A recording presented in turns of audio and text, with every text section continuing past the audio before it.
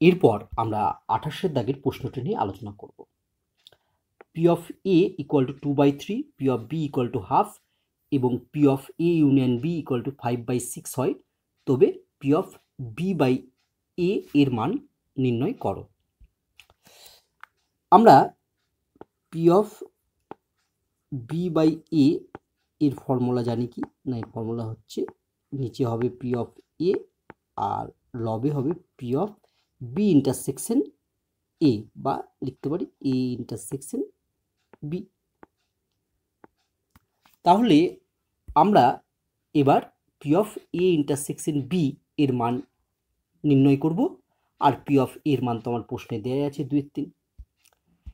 দেখো আবার দেখো প্রশ্নে দেওয়া আছে P of A union B equal to 5/6।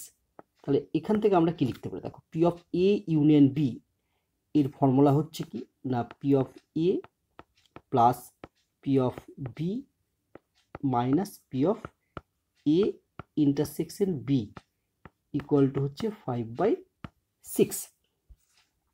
This implies P of A এর মান হচ্ছে 2/3, পি অফ বি এর মান হচ্ছে half minus P of A intersection B equal to 5/6। দেখো এখান থেকে আমরা লিখতে পারবো, যদি এটা লসগু করি 6 লসগু হবে 3 দুগুণে 6, তাহলে উপর হবে 4 প্লাস 3, আর 5/6টা যদি আমরা ডান দিক থেকে বাঁ দিকে আনি তাহলে হবে মাইনাস 5/6 ইকুয়াল টু, আমরা minus P of A intersection বিটাকে যদি ডান দিকে নিয়ে যাই তাহলে হবে plus P of A intersection B.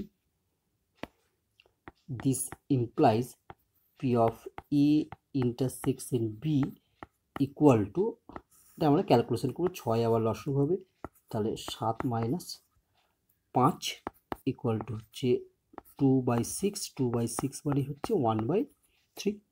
এবার আমরা এখানে মানগুলো বসিয়ে দিই। দেখো equal to P of A intersection B এর মান পেলাম 1/3 আর পি অফ এ এর মান পেয়েছি 2/3। এটাকে যদি আমরা ক্যালকুলেশন করি তাহলে আমরা পাবো 1/3 ইন্টু 3/2, 3 কেটে গেল ইকুয়াল টু হাফ। তাহলে আমার অ্যান্সার কোনটা হবে না, অ্যান্সার হবে এ হাফ।